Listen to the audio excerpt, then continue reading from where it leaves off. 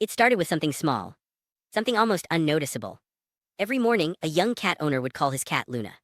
Luna, come here. Nothing. Not even the slightest movement. No flick of the ears. No glance. Just silence. But then, a few seconds later, someone else in the house would softly say, Luna. And just like that, Luna would lift her head, stretch slowly, and walk toward them as if she had been waiting all along. At first, it felt like a coincidence. Maybe she was just sleepy. Maybe she didn't hear. But as the days passed, the pattern became clear. No matter how many times he called her, no matter how close she was, Luna only listened to certain voices. It was confusing, a little frustrating, and honestly a bit personal.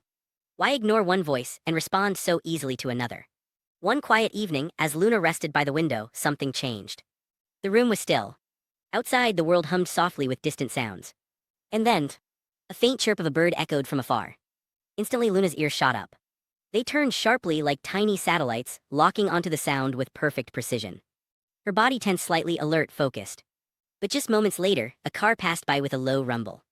And Luna, she didn't react at all. She didn't care. That's when the realization began to form. Cats don't hear the world the way humans do. Their ears are not just better. They're specialized.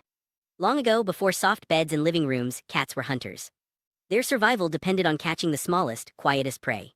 A mouse hiding in the grass. A bird fluttering in the distance.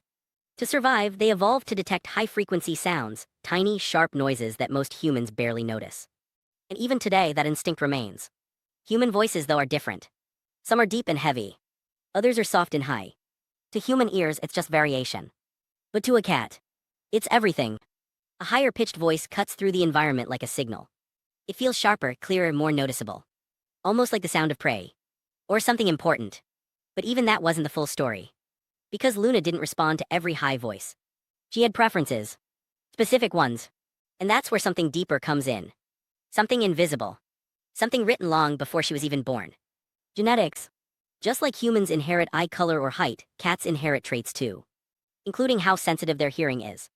Some cats are naturally more tuned to certain sound frequencies. Others are more selective.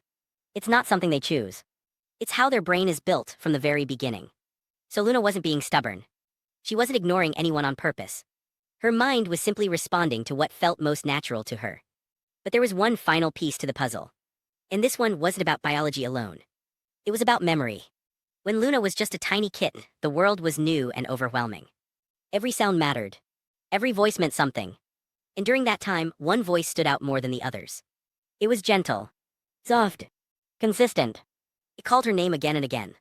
Fed her. Comforted her. Stayed near her. And slowly, without anyone noticing, Luna's brain created a connection.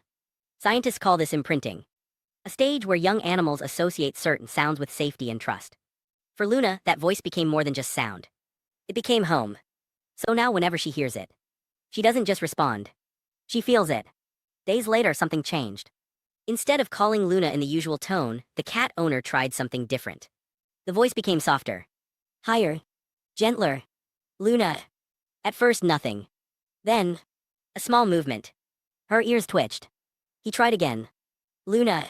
This time she turned. Slowly. Curiously. For the first time. She responded. And in that moment, everything made sense. Cats do recognize their owner's voice. Perfectly.